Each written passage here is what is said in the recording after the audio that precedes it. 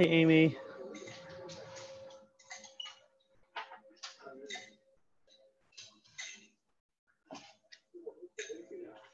Ooh. Hey, Ahmed. Hi. I was trying to figure out if like my sound was working and stuff, but I guess it's working. How are you? I am nervous. How are you?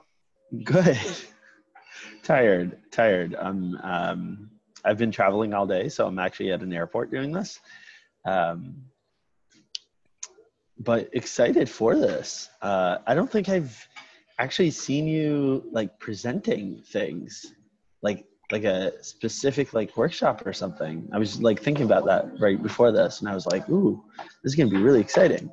Because I've seen Ryan speak at like last year's conference. Mhm. Oh, and here's Ryan now. Hi, Ryan. Hey, how are you? Good. How are you? Good. Can you both hear me okay? Is like the noise levels okay and everything? I There's can. some background, but I can hear you. Okay, cool. Yeah, fortunately this is like the best I could do at an airport. I like tried running away from everybody, but people always find you at airports. Story of I my think life. Ryan and I can relate. I think we've both been there before trying to talk at a meeting on an airport. Oh, yeah. Yeah.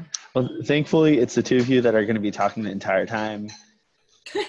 I'll just say hi in the beginning and be like, register for the conference, and then take it away, me and Ryan. Martha mentioned that you two were going to kind of introduce yourselves.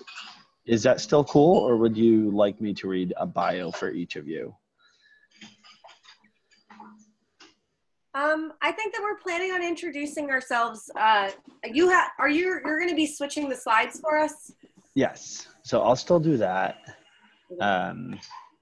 Yeah, and I have the slides, or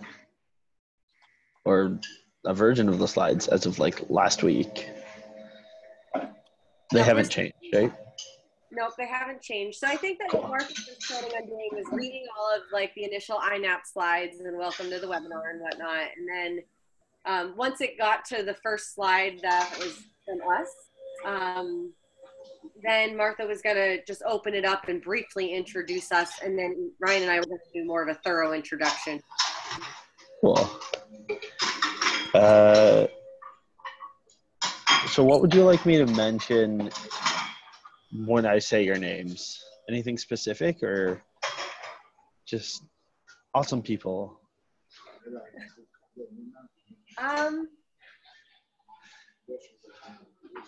You're going to introduce yourself a little bit as well? Very briefly. I'll just mention that I'm a board member, basically. That way the focus just stays on both of you. How would you feel about maybe just an idea, and Ryan, if you have a different idea, feel free to share it, but just mentioning, that, you're also another young person that, gets to work alongside of some of the other youth leaders from the nation, and you luckily get to, be part of the Youth and Young Adult Peer Support Committee through N.A.P.S, and, both of us through serving on that council or committee with us. Something like that. Okay, awesome. And I can mention that you're a co-chair and that Ryan's a member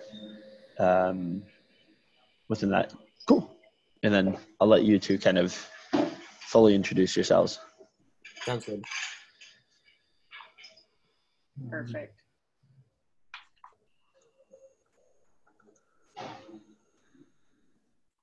And then what about questions at the end? Are you going to kind of do that the same way like we did last week when Katie had some questions and asked you, or how does that get handled here? Yeah, so Martha mentioned, it usually really depends on the speakers, I guess, from my understanding from Martha, but she mentioned that that you're also planning to keep a lookout for like the chat. And so I'll definitely look through there and then try to highlight some of those questions. But if there were things that popped up for you that you wanted to just go ahead and ask and then answer towards the end, that could work as well. I don't know, what would work best for you? Do you want me to just find a few questions and then kind of do what Katie did, or would you rather just you kind of find those questions? My preference would be, if there's questions, if you could ask them to us. Cool. Okay. We are going to possibly have some opportunity for people to engage by asking some questions at the end, just around hope and meaning and some of the foundations of youth resiliency that we're going to talk about.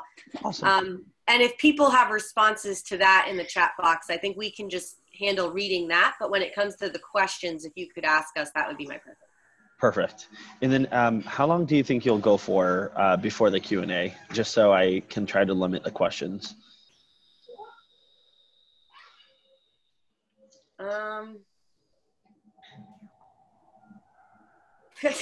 I'm thinking to myself, well, the questions are my least favorite part, so I don't want to give too much time because I don't really like answering. That's fair. So I don't know. Why don't we shoot for 12:52? 12:52. Okay, cool. That's pretty precise, Amey. I was waiting for 12:50. No, those extra 2 minutes are important to me. Yeah. Well, if you finish early, we can just honor that space and that time that you're giving us with just some silence, and let us all just hang out for a bit until, we're at 12:52 exactly. And then we can jump back in. Sure. If it's 12:50 and that's the time to answer questions, I think it's okay to just organically go. But for some reason, 12:52 is in my head. I'm so nervous. I was having dreams about this in my sleep last night, about what I was going to say and how I was going to say it. Oh, wow. That ever happened to you? Oh, absolutely. Absolutely. Every other time, if not every time. And the only reason that doesn't happen sometimes is because I'm just too busy to think about it. And then I forget that I have to do it until a moment before I have to. And then it becomes a problem. But it's great. You're speaking my language, because I think that's kind of what happened to me. I knew it was coming, but I was if I focus on it now, it's just going to, mess up my week of nervousness. So it started kicking in last night. And then I'm dreaming about what I'm going to say. And then I woke up having a little bit of a refreshed plan of what I was going to say, because apparently my mind was working in my sleep. Well, that's awesome. It's pretty incredible. And that's a way to do it. Just think of everything, in your dreams. And then I feel then we can retire early or something, because then we've done twice as much work. But the world doesn't work like that. Wouldn't it be nice? That would be so nice. Yeah, I like your thinking.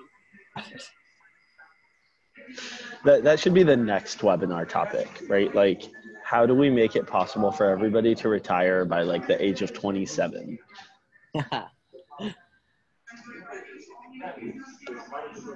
Supporters transforming what retirement looks like.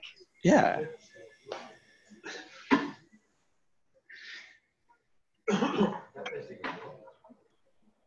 All right, folks, it's 11:52, so now I'm going to relieve my bladder since I'm nervous. Very cool. Yeah, you both have 8 minutes, so feel free to do whatever you want to, and then we'll just get started at 12 your time. And you would think I'm better with time zones at this point, but I'm really not. What time zone are you in right now? Athens time zone. Okay, so what time is it?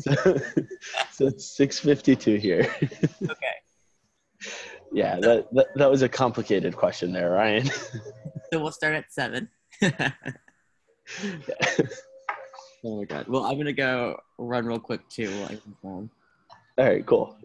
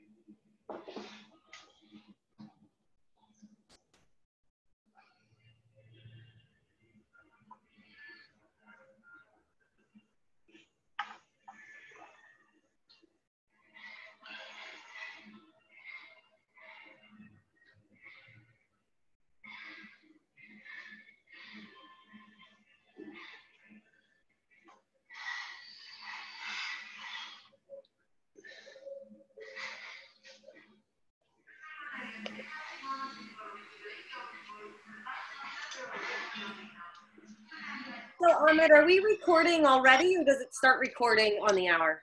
We are. So it's recording already, but Martha will trim it later. Okay. Yeah. Yeah, Martha and I talked yesterday about whether or not to leave it that way and then record later. And then almost every single time I do that, I will forget for like the first couple of minutes. And then it's just easier to trim it later than try to create material from scratch later. At least I think so. But yeah, Martha will trim this before it goes online. Okay, cool. And then, like, can you see participants that are like already logged on for the webinar, or will we be able to see that right away as well? So I see a few in the waiting room. So the way I have it structured, and Martha had it slightly differently, but I don't like people joining before the time, and so everybody's in the waiting room. There's 3 people right now. Hopefully we get a few more. There's about, I think it was like 60 people registered for this. So slightly less than the webinars that Doors to Wellbeing has, but yeah, decent size. Hopefully they join. We'll see. Well, that's kind of good for me because I'm feeling like overly nervous today. So less people kind of helps me tone that down a bit. That's fair. Is there anything that we can do to support you with that? You're supporting me just like talking to me now and answering questions and all that. So thank you. Cool. Awesome. Yeah. And then,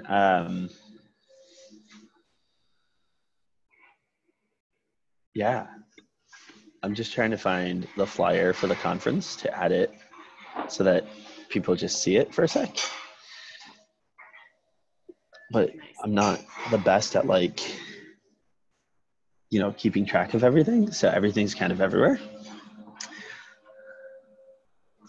I think this is it. Okay, this is it. Okay, let me see. Start sharing my screen. Oh, now we have 5 people. And then you'll have, I think you'll be able to see everybody on here, maybe. Or maybe you won't be able to see the names, but you'll see things. I don't know. Well, I can see, your name is the N.A.P.S host and myself and Ryan. I imagine once you invite people in from the waiting list, that list will just get added to. Yeah, probably. And then, can you see my screen now? Yes. I can now, yeah. Okay, cool. Actually,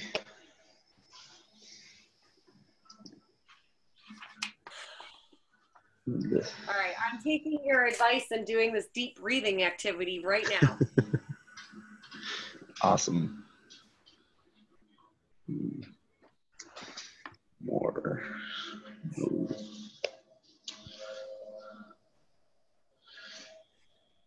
There's a lot that I like about Zoom versus not Zoom, but sometimes it just makes things weird and I don't know what to do. And I forget how to do things every single time. But I relearn it, so I found what I was looking for. Okay, we're good. Ryan and I were just talking about that sometimes when we go log into Zoom, like, because we'll have the Copeland Center account and we'll both log on. Yeah. And then it'll try and pick one of us out of the meeting because it says that, oh, you've logged in from another location. That's the worst when that happens. And then sometimes it's weird because like it will give me the sign in and then it will also tell me that I'm already like in the meeting. And then if I actually sign in, then it freaks out even more. And it's just strange. I don't know how it works, but it's, as long as it's functioning and we're good, it's okay. Yep. But when everything falls apart, then not as much. Oh, the lounge is like emptying out. So that's kind of good. There's like nobody around anymore. So hopefully that lasts for an hour. I hope so. Yeah. Or at least during the times I need to be talking. Yeah.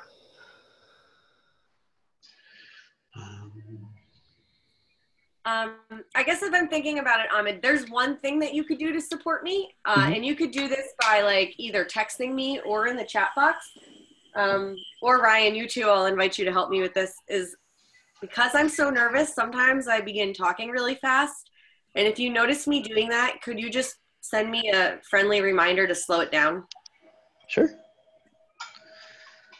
Absolutely.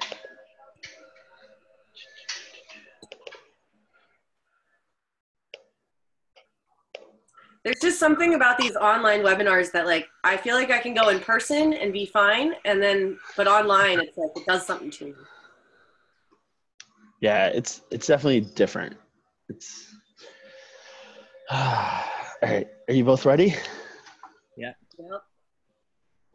All right. I'll give it another like 15 seconds. That way, you know, we're starting at like 7 and 45 seconds or 12 and 45 seconds to give people a chance to be there. Breathe in through your nose and out through your mouth. All right. Let me invite everybody. Or not invite. Let them in. Let them back in.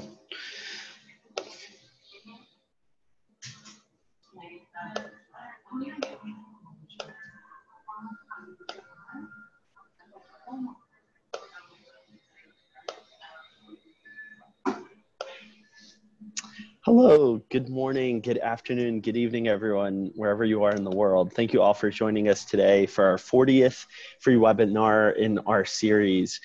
So for those of you that don't know me, my name is Ahmed Abjarade. I'm one of the N.A.P.S board members here to introduce our two incredible speakers and just to give you all a few different reminders before we go ahead and get started. So this webinar series is presented to our members by the International Association of Peer Supporters, N.A.P.S. Opinions expressed in this webinar series are those of the presenters and do not necessarily reflect those of N.A.P.S. Thank you again so much for joining us. A few reminders, this webinar is being recorded, and so all of our webinars are available on our N.A.P.S website. This recording will be up within a few days to a week. And so if you are not comfortable having your name on this, please feel free to either just rename yourself on here or feel free to log out of the webinar and come back in under an anonymous name. Then a reminder to keep yourself muted throughout this conference and to turn off your video cameras. That way there's no interference and there's no background noise. And for you to do that, if you're unsure, on the bottom left corner, you will have an unmute and a closed video icons that you can utilize throughout this webinar. The chat feature is for your use throughout this webinar. If you have any questions, please feel free to just include them in there. Towards the very end, we will have some time for Q&A, which will be taking some of those questions and having the presenter answer them for us. The chat icon is on the bottom of the screen, as you can see from my screen right now. And again, please remain muted throughout the conference, throughout the webinar. If you wanted to send a message directly to an individual, so if you wanted to send it directly to myself and not everybody on here, please feel free to just send it directly to N.A.P.S under the chat. If you're okay with everyone seeing it and you want to interact with all the participants, please feel free to send it to everybody and make those modifications as needed. If you are interested in a certificate for this session, please send an email requesting the quiz for webinar number 40 to membership@inaops.org. After you complete that quiz, we will be able to send you a certificate within 1 to 2 weeks after the receipt of that completed quiz. And just one final reminder before we get started with this webinar, we have announced our theme for this year's conference. It's going to be in San Diego, October 21st to the 23rd, and the theme is Daring to Rise. So hopefully all of you can join us. Registration for the conference will be open around midnight tonight. And so starting tomorrow, you can sign up and register to be a part of the conference this year. So without any further ado, I would like to introduce our two speakers. So I've had the pleasure of working with Amey and Ryan in our youth and young adult peer supporters committee, our N.A.P.S committee. Amey is actually the co-chair of that committee, and Ryan is a member who joined us for last year's conference and was one of our panelists. So without any further ado, Ryan and Amey, take it away.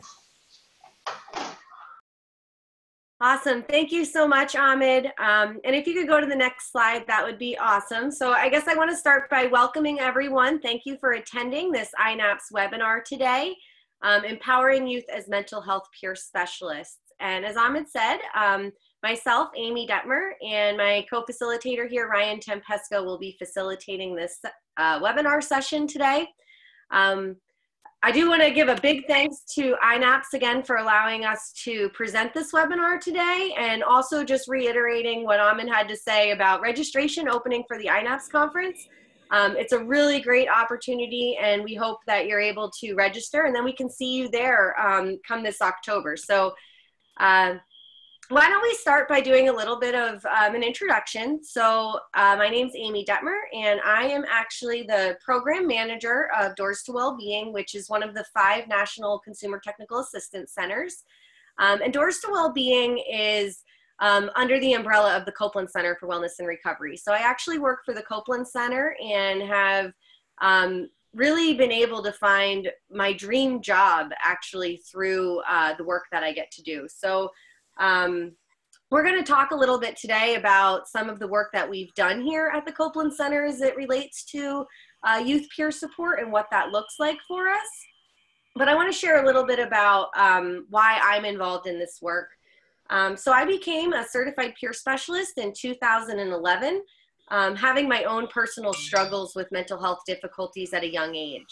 I actually spent some time, a year to be exact, in a residential treatment facility in the child serving system. So I'm very familiar with what that looked like for my life. And then as an adult, I also, received some services within the adult system. So I'll be able to talk about what youth peer support looks like a little bit based on my own lived experience in that type of way. I do want to say that, my involvement in peer support has been substantially helpful in my transformative recovery. It's really been something that's given me hope, and peer support has helped me to fuel a passion to be able to give back. And some of the ways that I believe I give back based on the experiences that I had is by engaging in different youth initiatives. So as Ahmed said, I have the honor of co-chairing the Youth and Young Adult Peer Support Committee for N.A.P.S. I've also been involved in what you're going to hear about today, which is a youth empowerment curriculum and developing that. I've worked on planning committees for youth conferences and other peer support conferences. So I've really been able to get involved based on some of those passions that I have for peer support and for using those lived experiences that I have. Some of the things personally that I'd like to share that make me my unique self and who I am. I'm originally from Pennsylvania, so a lot of my knowledge around the peer support is around what it looks like in Pennsylvania and their training curriculums. But I've recently moved to Vermont, so I'm now getting a whole new outlook on what the peer community looks like. And if you're familiar at all with either Pennsylvania or Vermont, they're very different systems. So I'm able to bring in some different outlooks on how peer support is delivered in different states and what that looks like. I am also a mom. I'm a new mom of a 5-month-old son. His name's Timber, and my new, pride and joy in life. But I'm also a mama of some animals. I have a parrot and dogs and a cat. So I'm a big animal lover, and I think that's a lot of who makes me who I am. And I'm a lover of the outdoors and nature. I like hiking and kayaking, and I try to, take a mixture of all these things I love, nature, being a mom, peer support, and combining that in everything that I do, fueling the passion that I have. So thanks for letting me share a little bit about me, and I would like to, at this time, hand it over to Ryan so he can introduce himself. Thanks, Amey. So yeah, I'll just introduce myself a little bit. I am from Virginia. And I first got involved, I think, in this community probably when I was about 18 or 19, and very quickly learned that peer specialist was the route that I wanted to go. I knew I wanted to work mental health, and that was where I found that I fit the most and where I just had the most fun working. So I very quickly got involved and became the youngest certified peer specialist in my state. And then on my route for there, just really quickly learned which end of the spectrum I wanted to work in. I fell in love with the Copeland Center. I fell in love with Doris Being, and started volunteering a lot for them, and on some national councils, not just through them, but on a lot of different national councils for youth, and trying to bring that perspective in everyone's community, as well as back to my own table. And very quickly, like I said, just fell in love with this and really wanted to grow. What is youth peer support? How do we remain involved in this? And how do we have a voice at the table? And if we don't have one, how do we create one? So that's just a little bit about how I got involved. Like Amey said, Doris Being is under the umbrella of the Copeland Center. So I really got to form all the things that I love into one little box and work there. And then just a little bit of outside background for me outside of work. Like Amey mentioned, being a mom to her pets. I am a cat dad who reminds me all the time when I'm gone how much he hates it. And, I'm also a lover of the outdoors. I love hiking. I'm actually creating a garden this year. So that's been a big thing this year, is trying to plan where do I want to put stuff.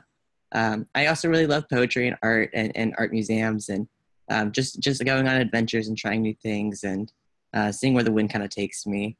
And that's one thing that I think that really benefits me in doing this job and this work is my openness to just any new experiences in general, kind of seeing what's going to come my way and being flexible with what that process might look like. But again, I do want to thank N.A.P.S for allowing us to do this webinar. Thank you, Ahmed, for starting this off and introducing us. And thank you, Amey, for introducing yourself. And I guess we can go to the next slide whenever you're ready.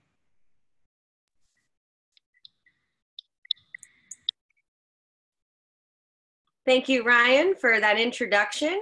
So we want to give you a little bit of a sneak peek into what we're going to cover in this webinar today. So as you see on this slide, we do have some webinar objectives, and they are to examine at least 3 benefits of peer support for youth and young adults, to gain an understanding into the foundations of youth resiliency, and to learn at least 2 interactive engagement strategies for mental health peer specialists to utilize with youth. So that kind of encompasses overall what this webinar is going to cover, but just as a other brief, agenda preview here, some of the things that we're going to be talking about is peer support as a whole, and then how youth peer support kind of fits into the overall bigger movement of peer support. We're going to talk about what that looks like specifically for youth in this peer movement. And then we're going to dive into something that we developed here at the Copeland Center, which is the Peer Generation Youth Empowerment Training. And we're going to talk about what that looked like, the engagement processes that took place, how that was developed. And that can really be an opportunity for you or the organization that you might work for to kind of adopt some of these ideas and create something that's by youth for youth. And we're going to outline that as we go through the webinar. And then additionally, we are going to talk about the 4 foundations of youth resiliency, which are part of this peer generation youth empowerment training that we're talking about. And if there's time at the end, we'd also like to invite some interactiveness into this webinar. So we're hoping to facilitate some discussion around these foundations of youth resiliency and give everybody an opportunity to participate regardless of what age. So one thing I guess I want to mention before we get into our next slide is just that when we talk about youth or young adults, we really come at the approach where we're not trying to bracket people in ages. There's often times where there's times and places for that.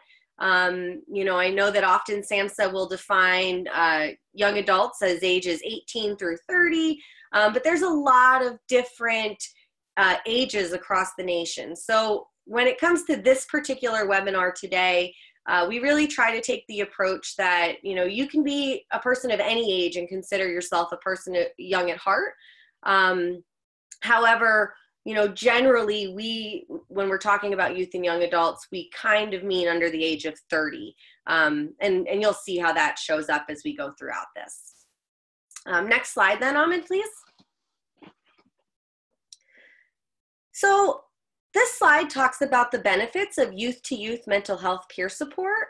And before we get into that, I did want to talk in general about peer support. And I imagine that most of you on this call, you know, getting emails and newsletters from N.A.P.S, knowing what's going on, that you're knowledgeable about what peer support is. But in case you're not, just a general quick overview is, you know, peer supporters are people that have lived experience, especially in the mental health system, but it could be any type of system. And then through that, being able to offer some guidance and some insight based on those lived experiences that we have. Being able to use our own lived experience to inspire hope and offer support to others. And, you know, straight from the N.A.P.S website, peer support providers are people with personal experience of recovery from mental health, substance use, or trauma conditions who receive specialized training and supervision to guide and support others who are experiencing similar mental health, substance use, or trauma issues toward increased wellness. So overall, peer supporters can take on the definition of, you know, many different terms. You'll hear peer counselor, peer recovery coach, recovery support specialist, peer advocate, youth advocate. There's all different types of names to describe what peer workers can do, or, you know, have that specific title in your job. And overall, what we're going to be talking about can encompass any of those titles that somebody might hold. But ultimately, like I said, it's about a person identifying being in recovery and promoting that recovery to others, and walking alongside others in that journey, being able to share, you know, based off those lived experiences. So when it comes to youth peer support specifically, you know, we want to talk about this because it means that it's young people providing service to other young people, or at least that's the way we look at it here. And sometimes this is really important because there's specific things about being a young person that looks different between a child serving system and the adult serving system. And when that young person is providing services to another young person, there's a layer of relatability that doesn't always exist when there's, you know, an older person providing that same service to a younger person. And Ryan and I are going to speak to our experiences as it relates to that. For example, I talked about being in a residential treatment facility when I was a young girl, and some of the biggest challenges I had was actually learning how to navigate that adult system because I knew the child serving system. And when I turned 18, that shifts. And when I was a young person at that age of my life, I didn't actually have a youth peer supporter there helping me learn how to navigate that adult system. So it became very difficult for me because they looked different. When I was younger in the child system, it was a lot of, you know, we're going to tell you how to do it, and this is what you have to do in order to engage in that treatment. And the adult system had a lot more choice than I was used to, and I didn't know how to necessarily operate under that.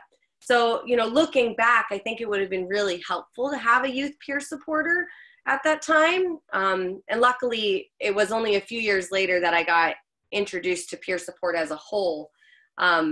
But that's one of the reasons why I'm passionate about trying to get this type of information to people that maybe are going through those transitions from child serving systems to adult systems, because it is very challenging.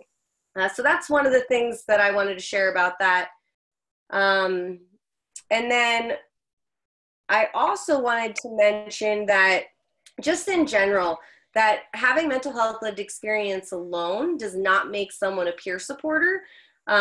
But that peer supporters often go through a training or a process that gives us some tools and some guidance on how to walk alongside of others.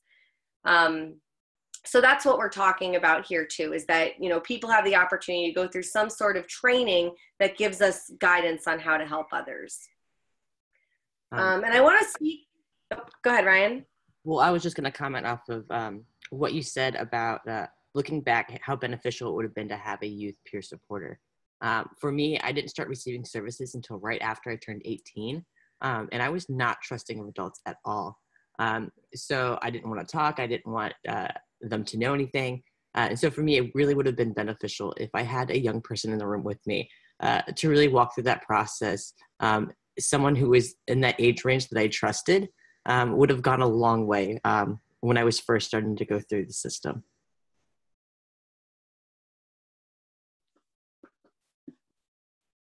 Thanks for that, Ryan. So, you know, as you heard from both of us, we both strongly feel that there would have been some big benefits to having access to a youth peer supporter when we were younger as well. So let's just review some of these benefits here that are outlined on this slide. So youth understand youth. We can relate to each other's experiences with mental health. You know, often we're at that same area in life. You know, maybe we're transitioning from high school into college, or we're transitioning into our first apartment or the first place that we're living on our own.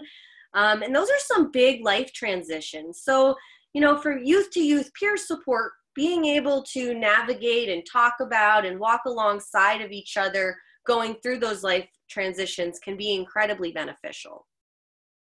Another benefit is that it prepares youth as the next generational leaders, modeling that it's okay to speak about our unique and individual experiences. I know that, you know, today I'm at a place where I feel comfortable speaking about my experiences, but when I was younger and I was first learning about recovery, I didn't know how to do that. And oftentimes I was told, don't speak about it. You know, that was a bad time of your life. You should shut that door and never talk about it again. And that didn't really work for me because it was part of me, what I went through and what I experienced. So I think that, you know, youth peer support, a benefit of this is really modeling that it is okay to talk about our experiences, no matter how difficult it might have been or unique it might be, that it's okay. And youth to youth peer support offers a place for that stuff to be discussed. It also supports fellow youth in recognizing that we're not alone in our struggles. I know this was a big one for me when I got introduced to peer support, because I thought I was alone. I thought that there was nobody else out there that had similar experiences as me. And when I learned about peer support, I realized, wow, there's a whole world of people out there that can relate to what I'm going through and that are actually working on helping others kind of see that light of hope as well. And then finally, youth can model that recovery, wellness, and resiliency are achievable. So young people too can find that light. They can find that hope and walk with others and be the model that we can get there. Oftentimes when I was younger and I would receive certain types of treatment, and it might be from a person that was over the age of 30, I would feel like, oh my goodness, well, you know, you seem like you're doing really well. It's probably going to take me another 15 years to get to that place of feeling like I'm doing well, or at least that's what it felt like when I was younger. But having youth peer supporters helps us know that we can begin wellness at any age. We can begin working on these types of things and moving toward recovery no matter what age, and it doesn't necessarily have to be a long-term thing that it'll take us to get to achieving.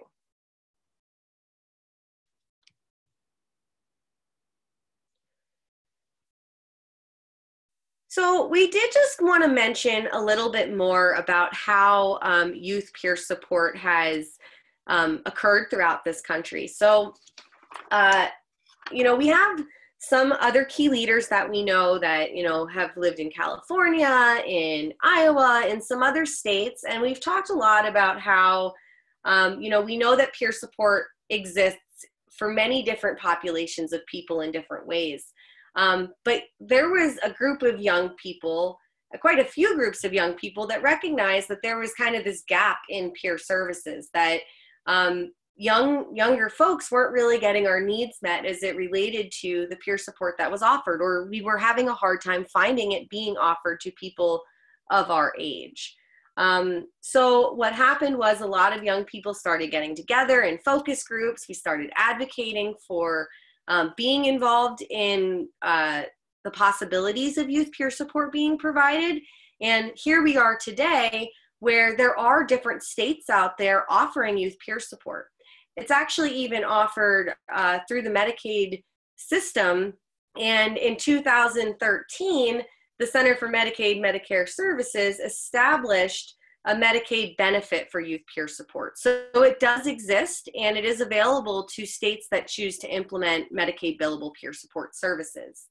But it does look very different from state to state. So if you are familiar with peer support trainings and how that looks in your state, it might look very different in another state. So for example, one of the cool things that Ryan and I get to be involved with in our work at Doors to Wellbeing is on our website, doorstowellbeing.org, we have a whole database on peer specialists. And you can go on that database and you could look up what are the training requirements in this state, who are some of the people to contact, is there any specialty peer support trainings, and it looks very different, and you could go on there and see that.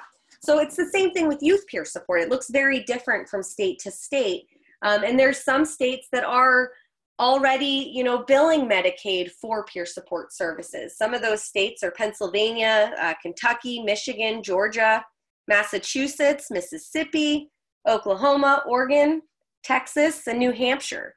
So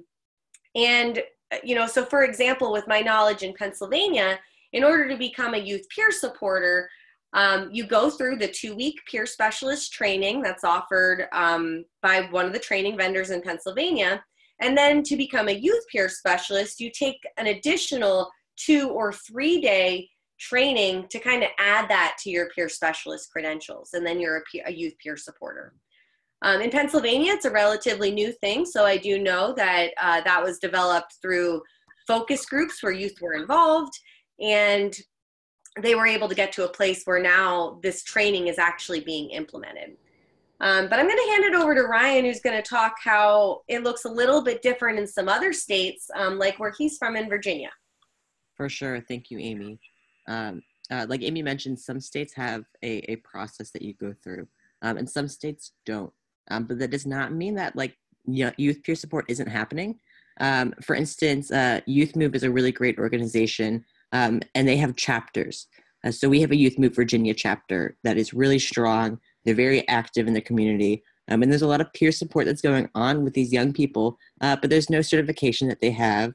They haven't gone through a training. They're just, going out there and doing it. And so I think it's very important to recognize that just because your state might not have a certification process doesn't mean that there aren't organizations or programs out there in your state that are doing this work anyways. So yeah, like I said, I've seen it in Virginia very strong.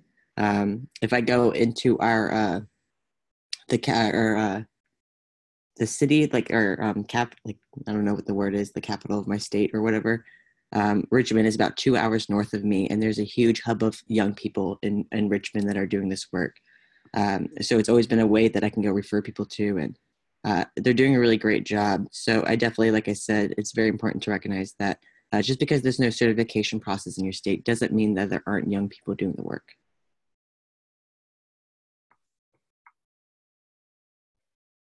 So then that brings us to this next slide, which goes more into detail of the youth-to-youth peer support movement.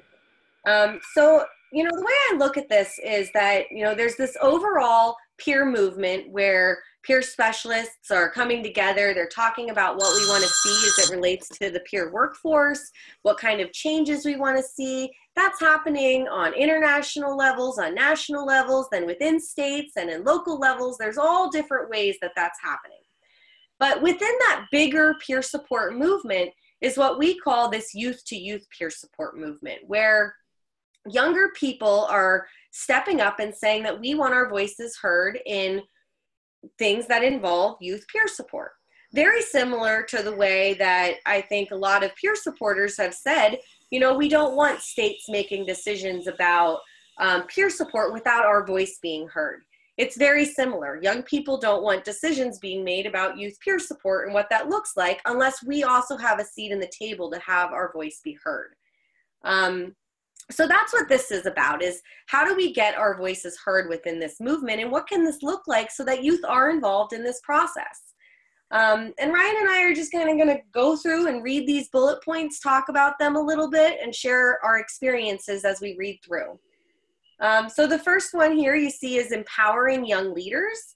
And when I hear this, to me, this means things like offering youth leadership opportunities, offering opportunity for professional growth, for personal growth. You know, anytime we get those sense of empowerment, trying to create environments where young leaders also have that opportunity to feel empowered. Some examples of leadership opportunities are things like, is there a spot for a young person to be a keynote speaker, or for a youth panel to occur where youth voice gets to be heard within the work? Ryan, thoughts about that one? I definitely think even just funding young leaders. I know there's been times where I found it really empowering when there was something coming up that I wanted to go to, but it didn't have the funding. Say like I wanted to go to a youth peer specialist training if I was in a state that had that. But, you know, I'm young, I'm in college, I don't have the money for that. If someone were to fund me to go there, I feel like that would be very empowering. So just knowing that people are out there actually backing you, not just with their words, but with their actual funding, I think is very important when I think of how it is to empower young leaders. And then that leads us to our next bullet point here, which is establishing youth networks. And when I think of this, I think of things like offering opportunity for youth networking, whether that be, you know, at a bigger, you know, like at the N.A.P.S conference, there might be opportunity for youth networking specifically there. Or maybe there's a specific youth conference that's going on where youth have the opportunity to get to know other people and really feel that sense of unity in this work that we're doing. And, you know, just as another thought here, one of the things that I know as the co-chair of the Youth and Young Adult Peer Support Committee for N.A.P.S is we're actually going to be launching in the next few months a youth-specific peer support networking call. So N.A.P.S recently started doing a peer support networking and then a peer supervisory networking call. We're actually going to try to implement a youth networking one for this purpose of helping the youth-to-youth peer support movement.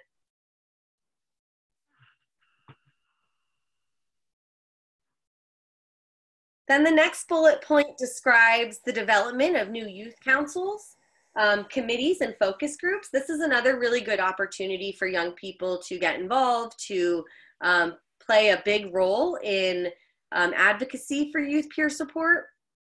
And Ryan and I are going to highlight some of our journey of youth councils once we get through these bullet points.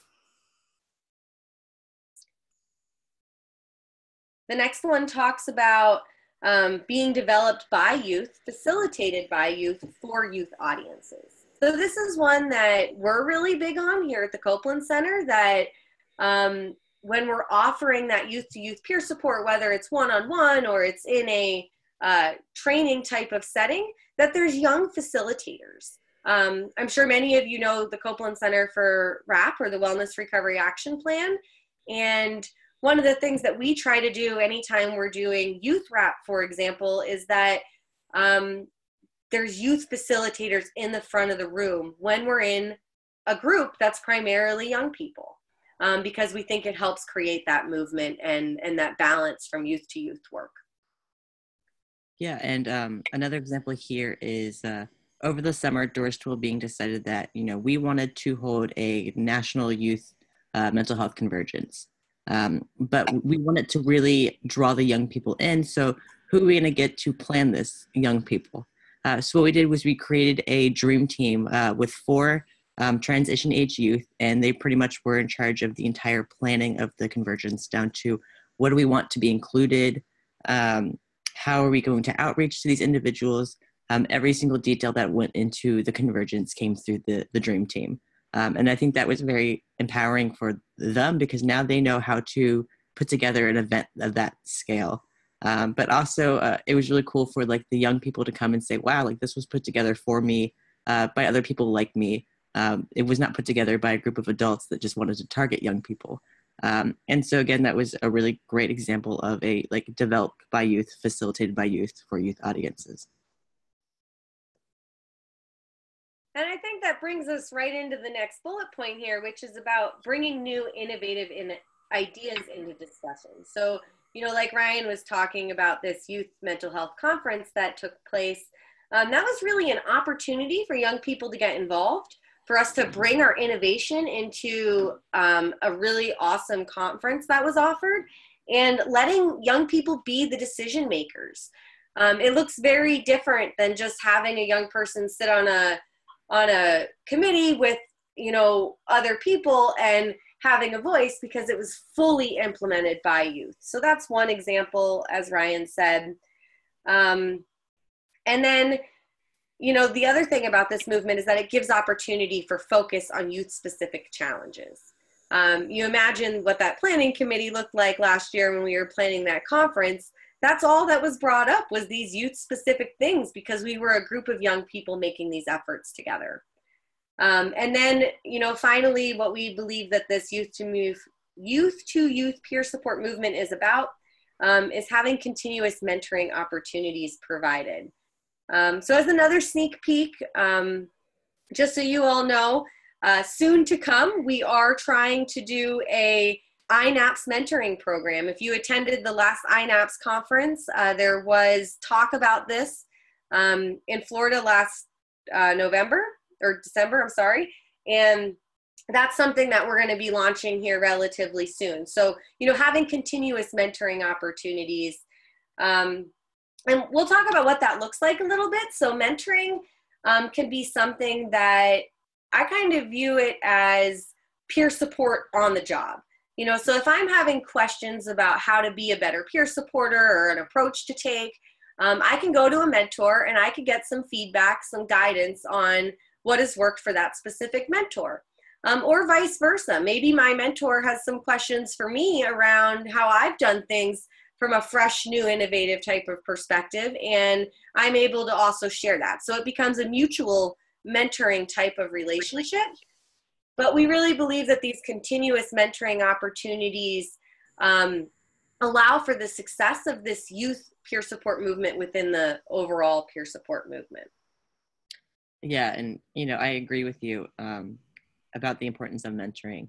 And like I mentioned earlier, the national convergence that we did, the Dream Team did have adult mentors. So we did have adult mentors who have put together events of this scale that we were able to go back to and say, hey, I have a question about how this works or how this works. And they were able to sit down with us and have those discussions. And if it wasn't for them, we would have been lost somewhere along the way. So it's very important to have those, but also to know that it's a continuous cycle. I've had a lot of mentors over the years, some bigger mentors than others. And I had one mentor, I think I said, she left and I said, what am I supposed to do? Like, you're my mentor. And her response was, well, now you're someone else's mentor. And so remembering that, you know, we receive mentoring, but then we also give it back. And that it should be a continuous cycle that's over, you know, done over and over again. And that's how this movement continues to grow. Ryan, I think those are some really important highlights there that you're mentioning. And I just wanted to share a little bit about how I've been involved in this movement, kind of based on some of these bullet points. So, you know, one of the first things I did as a youth peer support advocate was I got involved in a youth council. And it was a youth council with the Copeland Center. So, you know, it was really cool because for me, it was a national youth council that I got to, you know, fulfill that networking need I had to meet other young people doing similar work that had similar passions. And then it was through that council that I got the invitation to show up at a youth focus group, where again, this was an opportunity that it was developed by youth, facilitated by youth, and for youth audiences. So I got to be, you know, fully a part of something like that.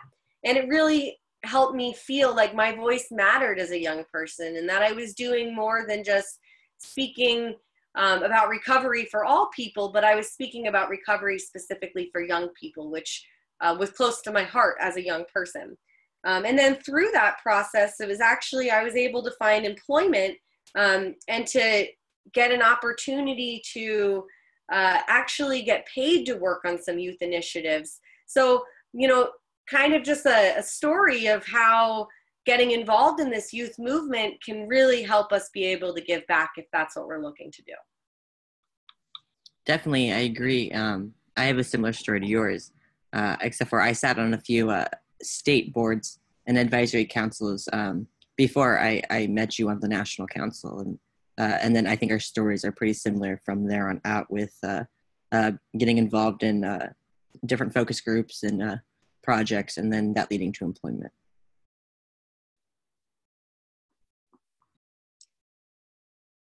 So then, Ahmed, if we could go to the next slide.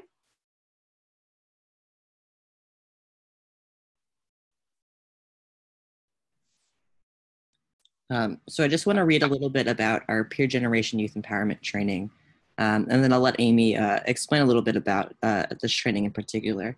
So this training was developed by the Copeland Center for Wellness and Recovery, and this was special because it was developed by youth for youth, and it's only facilitated by youth for youth. So it's a really great atmosphere that you don't find in any other training, because everything down to the curriculum was by youth, and then the facilitators that walk into the room are youth. And it's a 3-day training curriculum, unlike the 5-day trainings that a lot of us have attended in the past. So our learning objectives for this one is that participants will gain an understanding of the foundations of resiliency, which we'll touch base on. And then participants will learn practical ways to participate in community, honoring differences in intersecting identities. And then also the last one is participants will develop clear self-identified strategies for wellness and resiliency. So I'll hand it over to you, Amey, to kind of explain a little bit more about this. Sure, thanks, Ryan. So Ryan and I are going to talk about our involvement in the development of this, but I want to just talk overall about what this training means to me and how this is a training that does empower youth to make a choice whether or not becoming a youth peer specialist is something that they'd be interested in. So I really think that this youth empowerment training is about that. It's about finding that youth empowerment from within and helping people get reconnected to ourselves so that we can engage on that personal journey of recovery or wellness or personal transformation, so that we are able to use our own experience to give back and support others. So this is a training that is kind of an introduction to the peer movement, an introduction to our abilities to be natural peer supporters, and helps people identify not specifically how you'd provide peer support within that specific state or within a specific program, but overall, how can you naturally offer that to others within your community?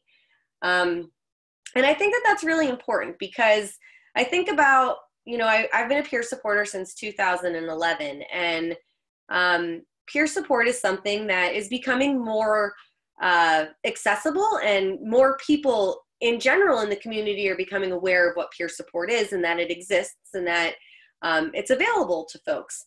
However, I think that there's often times where I'll be out in the community and I'll have a conversation with somebody that's not part of this peer support community, and they don't have any idea what I'm talking about when I mean mental health peer supporters. So it's kind of similar that, you know, there will be people sometimes that go through this training that aren't really familiar with that. So it's an introduction to what is peer support, that there's other young people out there inviting folks into a process like this, talking about our recovery, talking about what helps us stay well, and all of that type of stuff. And then at the same time, encourages people to figure out in their own way how and if they want to take action in being a peer support within their community. And then if we can go to the next slide, Ahmed, we're going to just start highlighting a little bit about this particular training. Thanks. So this is the picture. This was the first group of the pilot for the peer generation training we did. And this was just a really amazing experience for both Amey and myself, because we spent all this time, you know, being a part in the development of this curriculum, all the different focus groups, all the hard work that went into it. And this was our first training. And so we walked in not knowing what was going to work, if any of it was going to work, you know, if we were going to have to come back and rewrite the whole thing. And so we walked in day one, and it was just actually beautiful. Like the first hour of this, everything just unfolded, and we realized that this is exactly what was needed. And throughout the course of the 3 days, we really got to know these people as individuals, and some background information on these individuals. A lot of them, most of this group, I think all but maybe two, have seen a friend get shot and killed in their lifetime. A lot of them had been involved in drugs and gang life. So when we found out some of their stories, it was just one of those things that you really connected with. And on the end of the day 3, we had responses like, one of them was crying, saying she didn't want this to end. One individual said that he got more out of the 3 days of this training than he did out of years of therapy. And it was just one of those things that we really soaked in as much as we could with this group. And that's when we determined that it was best to move forward. And just to add to that, I think for me, what I found to be so profound about this experience is that a lot of the feedback that we got was that for the first time, folks were offered an environment that was mutual and that was strengths-based and that allowed us to explore life for ourselves rather than being told, this is what we have to do, or this is how, you'll heal from this time. It was a safe space for us to talk about this stuff and come together. And it really was a profound experience where many of these folks left saying, I want to stay involved in this community and I want to help and give back too. So it was that first light of, oh my goodness, there's hope for our younger generation. And, I might want to become a peer specialist too, because I think I can give back based on what I've experienced in life. And then next slide, Amey. So we said that one of the things we'd cover in this webinar was interactive youth engagement strategies. So we did want to talk about some of these interactive strategies that we've used specifically in this peer generation training, but we've also, do this in any of the youth work that we do. So when we had this conference last year that Ryan was talking about with the Dream Team, we still kept these engagement strategies in mind. And I think that being able to bring in these types of engagement strategies, not just in group settings, but if you're supporting people one-on-one as well, are often really helpful. So this is things like speaking youth language and current trends, being able to meet us where we're at with, technology and talking and texting and emojis and memes and things like that. Those are really big. So being able to kind of speak that youth language, trying to create a colorful space, especially in a group setting. We've got a lot of feedback that makes all the difference in creating that space where people feel comfortable and energized and want to open up and share with each other. Maybe during opportunities where it works out to have some music there, whether that, might be on the break of a training, or maybe if you're doing one-on-one peer support, just offering that time for music to be a part of that, I think is really helpful, especially for me as a young person, to want to engage in what it is that I'm participating in. I think having an opportunity for icebreakers. So in a group setting, being able to bring that in where everybody gets to participate, maybe in a one-on-one setting, it's just asking more of those open-ended questions, being able to do silly things to get to know each other as it's a mutual relationship of peer support. And then, also through these engagement opportunities, adding chances for leadership. So, what kind of opportunities do you know of that maybe you want to share with other young people? And then again, the mentoring opportunities, being able to help people identify who are your mentors. What do you want to get out of mentoring? Are you interested in having a mentor in your life? Different things like that. And ultimately keeping fun in mind. I think that for young people, that's something that's really important to us is, are we having fun in what we do? And I think that there's ways to support people on a healing recovery journey and still have fun doing it. So, when you're thinking about the way that you engage others or you engage yourself in the process, are you having fun at the same time? and thinking outside of the box when it comes to these types of engagement strategies.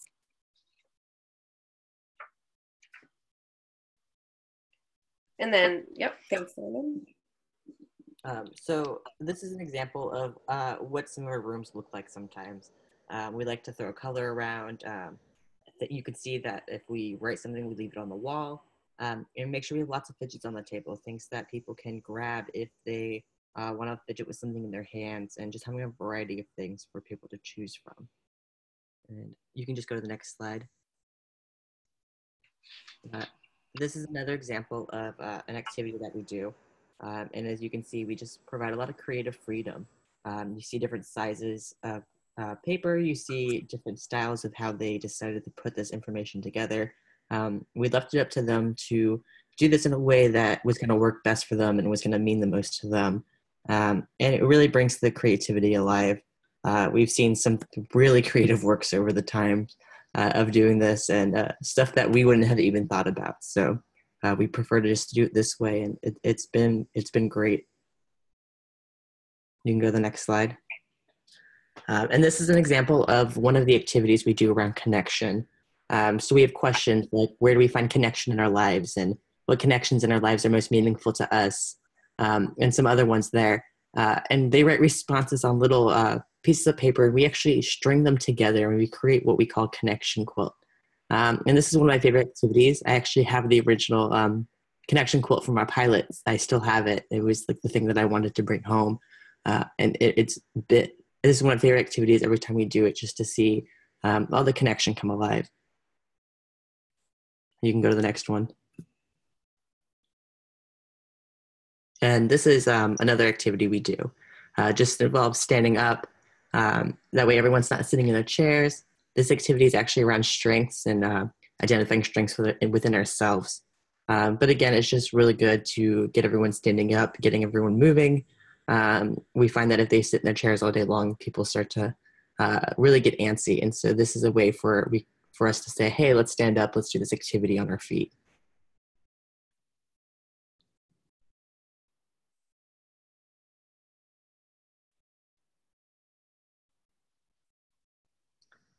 So this is about the development process of peer generation. And Amey and I will both share a little bit about our experience developing this. But it started off, we were both on the National Youth Advisory Council, and that's where this came across. And it was the decision to say, hey, let's create focus groups around this.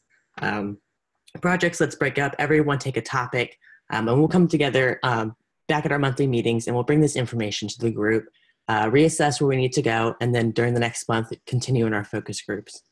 So that process took quite a few months, and we kind of created a core leadership team in doing so. And we also had an adult mentor on our team who had been a part of writing curriculums before and was able to kind of walk through that process with us if we had any questions, and really making sure that it was going to be a solid curriculum. And then what we did was we got an opportunity to go pilot it. And this is where it was just a very interesting time, because Amey and I were on the road together, and we knew that this pilot was coming up.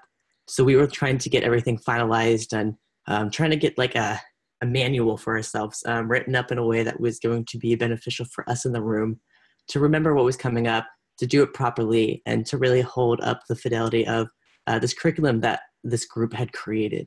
And it was just a lot of long nights, of course. We were actually staying in a hotel that had a like life-size chessboard in the lobby. And I remember we were working on this curriculum till like 2 a.m, and we were like, we need a chess break. And, we were out there playing chess and like really kind of having these conversations out loud of where do we see this going? And it was just a lot of long nights in a row. But it was a beautiful process to really see it all come together those last final days before showing up for this pilot. And then it's also an evolving curriculum, so we are consistently making updates to it. Every time you go facilitate this, we do ask for suggestions of what do you think could make this better, or is there anything in here that doesn't work? And that allows us to make sure that we are continuing to make sure that this curriculum is what young people need. And Amey, if you want to add anything about your development process. Yeah, so, I guess first I really think that this is something that is a model or can be an example of, if you're thinking about implementing some kind of youth peer support program, of how youth can be involved in those implementation efforts. So, Ryan, you highlighted a little bit of what your journey was like participating in that. And my journey looked a little bit different because for me, we really wanted to get to a place where we had a direction for this curriculum. And as Ryan highlighted, we got there. But it was developing youth leadership teams and trying to find out, who was actually interested in being a part of that process, and trying to set up regular meetings so that we were able to work in pairs in some areas of the development. We were able to work as a whole group in other pairs. We were able to gather the collective wisdom and consensus of the entire group of the directions that we wanted to go with this curriculum. So, us as young people, an entire team of people under 30, plus like 2 adult mentors guiding the process a little bit, were able to create and develop and move forward with innovation and ask questions to those mentors when we needed some support. And as Ryan said, the program piloting, going out there and actually doing the work. It was really quite exciting, but really nerve-wracking the first time we went out there and did this, because it was something that, others noticed the importance of giving youth leadership, and they did that. They gave us the opportunity for leadership, and we went out and we implemented something that we created. And it turned out to be probably one of the most amazing experiences in my career thus far, because of the feedback and the way the young people were able to say this impacted their life. And as Ryan said, we have an evolving curriculum, because every time we get to go out and we get to work with other young people, their feedback and thoughts and voice is also super important, that we're able to incorporate that. So, going into this with, it's not just our thoughts, but we're still going out and embracing the voice of young people, what we're hearing, and we're sharing that with the rest of the communities that we get to go and be a part of. So it's just been a really incredible process. And I hope that you're able to maybe learn from what we did as a strategy here, and try that out in an organization or a program that you'd like to have some youth leadership and involvement in. And then next slide, Amey. So I do recognize that, we are almost at that time. We do want to have a little bit of room for questions. And I don't think that we're going to be able to get into some of the interactive questions. So I'll just throw them out there for folks to think on your own time and reflect around this stuff. But in this Peer Generation Youth Empowerment curriculum, we do identify 4 foundations of youth resiliency. And this was something that was created within those work groups, and the 4 foundations are hope, connection, self-determination, and meaning. And we define this as resiliency as an action of self-determination inspired by hope and strengthened through connection, which fosters a meaningful life. And one of the things that we found most powerful about the peer generation trainings that we've gone out there and done is that people find that maybe for the first time, they're being asked questions about how these foundations show up in their life, and not being told, how it should show up, but allowing us that self-exploration. So some of the questions that we were going to ask for interactive involvement in the webinar are things like, where do you find hope in your life? For me, it's hearing stories of hope and overcoming challenges. For connection, it's questions like, what do we feel most connected to within our life? What gives us that sense of connection to something bigger than ourselves? For me, it's things like nature. And then self-determination is the next foundation of resiliency here, which is one of the questions that we ask is, what's something that gives you a sense of self-determination? When I think about that for myself, I think about my dreams and my goals. And a mantra that I use in my head a lot, which is, it works for me, and it's go big or go home. So I say that in my head, and for me, that helps me feel a sense of self-determination and what I want to accomplish. And then meaning, one of the questions is what's important to us? Starting to explore that for ourselves and figuring out, yeah, what actually matters to me. And for me, I think about the things that I'm passionate about, like animals and being a mom, and spreading the belief that recovery and wellness is possible for every person. So we really try to explore those types of things in the curriculum with folks, and outside of the curriculum as well. Ryan, anything to add to that one?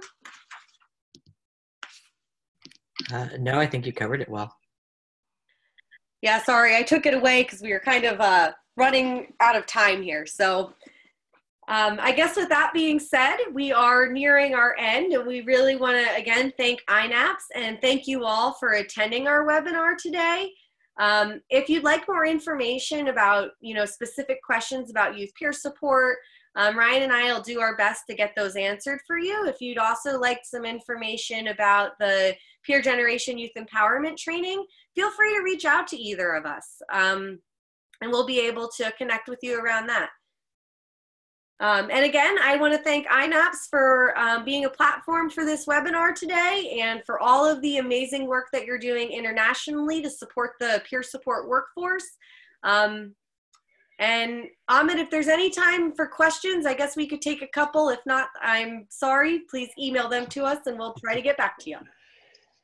Yeah, well, Amey and Ryan, thank you both so much for sharing all of your experiences with us. And I know how much work it is put into development of programs and everything. So thank you so much for sharing all of that information. And I know for me personally, the takeaway that I usually get is kind of that reminder of that no matter how much we know about a specific age group or a specific challenge or anything like that, there's always so much that we can learn. So even just hearing the two of you sharing a little bit about your own experiences with the differences between like the youth system versus adult system was definitely eye-opening for me. And like I said, it's always a reminder of just how much more there is to learn and how quickly we kind of age out of certain age groups. And yeah, literally everything that you both mentioned. Thank you so much for all of that. Unfortunately, we don't have time for questions. However, like Amey mentioned, feel free to send questions to Amey and Ryan. Feel free to reach out to the YIAPS committee as well if you wanted to have any follow-up conversations or anything like that. But again, thank you both Amey and Ryan for this incredible presentation. I know I definitely took a lot away from it, and I'm 26 and I do this kind of work. So hopefully everybody here got as much of it, if not more, from it as I did. Thank you everybody who's here with us. And again, just a quick reminder, right, for certificates, please email, and this says webinar number 39, but please email requesting a quiz for webinar number 40 to membership at inaops.org, and then afterwards you will receive your certificate. And again, conference registration opens up tonight for our conference in October in San Diego. So hopefully we'll see you all there, and we're really hoping to continue this conversation and really expand on it in terms of youth peer support and what that actually means and how do we really move forward at that conference. So please feel free to join us. Again, thank you everyone. Thank you Amey and Ryan, and we'll see you all during next month's webinar. Bye everyone. Bye everyone, thank you.